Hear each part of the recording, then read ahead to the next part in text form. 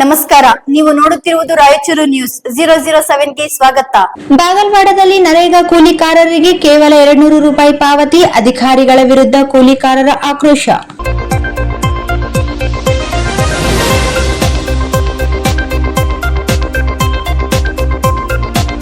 ಸಿರ್ವಾರ ತಾಲೂಕಿನ ಬಾಗಲವಾಡ ಗ್ರಾಮ ಪಂಚಾಯಿತಿ ವ್ಯಾಪ್ತಿಯಲ್ಲಿ ಮಹಾತ್ಮ ಗಾಂಧಿ ರಾಷ್ಟ್ರೀಯ ಗ್ರಾಮೀಣ ಉದ್ಯೋಗ ಖಾತ್ರಿ ಯೋಜನೆಯಡಿ ಕೆಲಸ ಮಾಡಿದ ಕೂಲಿಕಾರರಿಗೆ ದಿನಕ್ಕೆ ಕೇವಲ 200 ರೂಪಾಯಿ ಮಾತ್ರ ಪಾವತಿಯಾಗಿದೆ ಎಂದು ಕೂಲಿಕಾರರು ದೂರಿದ್ದಾರೆ.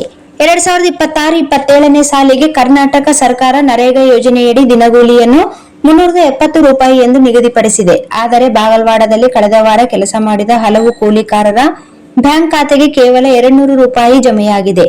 ಇದರಿಂದ ಕೂಲಿಕಾರರಲ್ಲಿ ತೀವ್ರ ಅಸಮಾಧಾನ ವ್ಯಕ್ತವಾಗಿದೆ.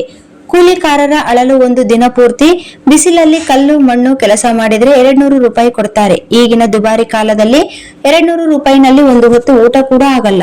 ಸರ್ಕಾರ 370 ರೂಪಾಯಿ ಅಂತ ಹೇಳಿದೆ, ನಮಗೆ ಯಾಕೆ 200 ರೂಪಾಯಿ ಮಾತ್ರ ಕೊಡ್ತೀರಿ ಎಂದು ಕೂಲಿಕಾರ ಮಹಿಳೆ ಲಕ್ಷ್ಮಮ್ಮ ಪ್ರಶ್ನಿಸಿದ್ದಾರೆ.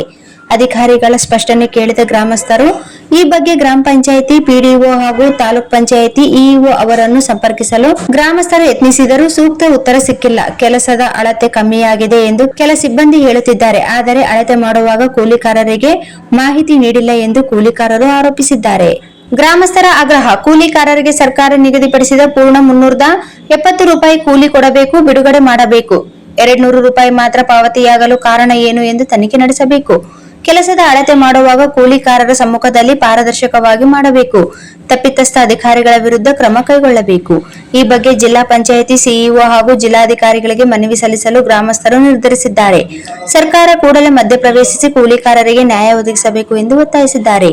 ಈ ಸಂದರ್ಭದಲ್ಲಿ ಅಖಿಲ ಕರ್ನಾಟಕ ಗೆಳೆಯ ಬಳಗದ ಎಲ್ಲಾ ಸದಸ್ಯರುಗಳ ಒತ್ತಾಯ: ಶರಣಬಸವ, ವಿಶ್ವನಾಥ್, ಎಮ್ನೂರು ನಾಯಕ್, ರಮೇಶ್ ಹಜಾರೆ, ಮಹೇಶ್ ಗುರಿಕಾರ್, ಬಸವರಾಜ್ ಬೋವಿ, ತಿಮ್ಮಯ್ಯ ಬೋವಿ ಹಾಗೂ ಎಲ್ಲಾ ಪದಾಧಿಕಾರಿಗಳು ಭಾಗವಹಿಸಿದ್ದರು.